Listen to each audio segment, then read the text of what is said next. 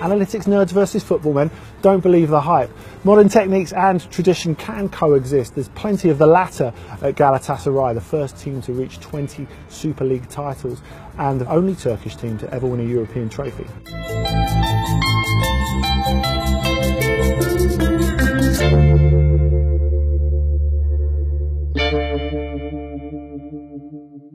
We're behind the scenes here at Floria, their training ground, to meet the young management team shaping the ways in which an elite level Champions League club prepares itself, from scouting all the way through to performance. My philosophy and the philosophy of actual board and the president is to give more credit to our scouting and performance analysis department. Almost 3 years now since I started to work as a chief scout, and in the last 1.5 years I am also head of the performance analysis. These two departments are very important departments of Galatasaray professional football team. The first thing was to look around. What are the other clubs doing? What are the necessities? How are we going to translate all the data into football?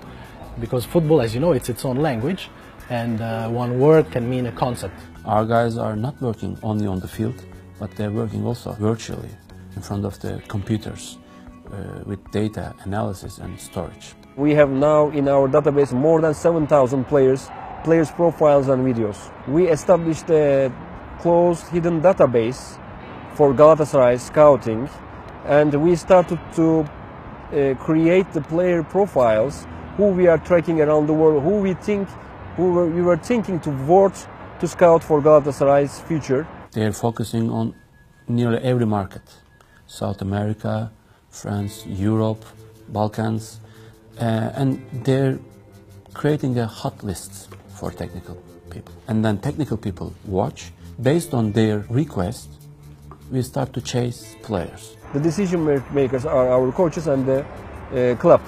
We are the ones who are bringing them the knowledge, and we are suggesting them the filtered players. And then my job starts. There's a diverse spread of backgrounds at Galatasaray, with players of 9 different nationalities in the current squad, something which would have been impossible as recently as last season, before the Turkish Football Federation relaxed restrictions on the amount of foreign players. The pressure was so big, you know, because there were so many foreigner players that we could transfer easily, but we had the limitation, 5 players in first 11, which was a big limitation for a competitive club as Galatasaray. It was affecting hugely the prices and actual contracts of the Turkish players. There were some 4.5 million, 5 million, 7 million transfer fees inside in the local market. We do lots of research, as I spoke before, which also means what's football going to be in the next 10 years, because we need to be able to tell our academy what kind of players they have to produce. From the academic side, academy is very important for Galatasaray traditionally.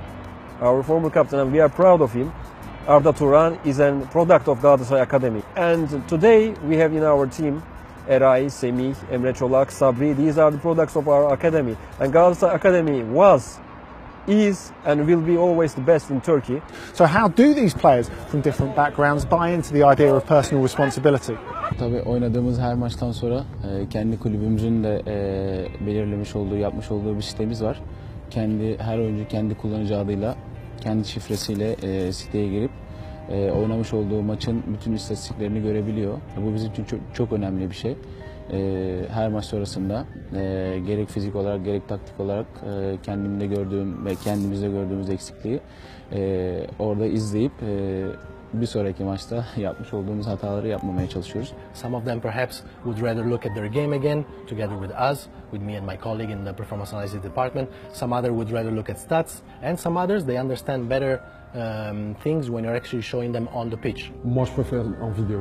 Moi je préfère en vidéo parce que vous voyez une plus large surface du terrain. C'est un peu difficile parce que là c'est du direct. Vous êtes acteur, donc vous n'avez pas trop le temps de réfléchir. Alors qu'en regardant la vidéo, vous vous dites si j'avais fait ci, si j'avais fait ça, peut-être j'aurais corrigé l'erreur. I am very lucky because I am working with very big players.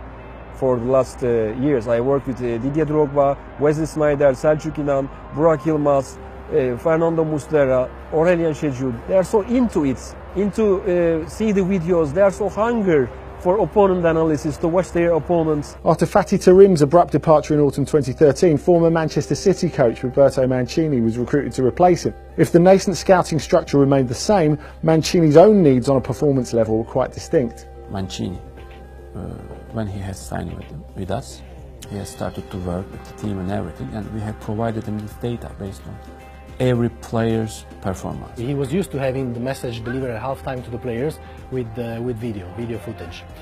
So we adapted very fast for him, and we were able to deliver the same content. All of them cares almost the same things, but they have the priorities, their own priorities. With Mr. Prandelli, he really liked to deliver the message in a different way by drawing on the charts, by communicating with the players. So we adapted very well as well, and we were able to give in the first 2 minutes of the halftime all the information that they needed in order to communicate with the players. And both of these guys, when they have joined us, they said, "Oh, this is absolutely astonishing." That hope that Galatasaray's forward-thinking infrastructure will endure is shared throughout the club's management, despite the knowledge that personnel can change quickly in Turkish football. Stability rather than self-preservation is the order of the day.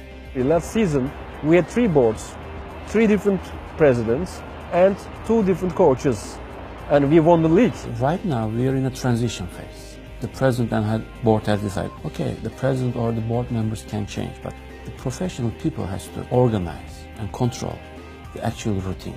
We know what to do very well, and we are also now having the strategy of the club, and we want to make it continue, it not depend on the peoples.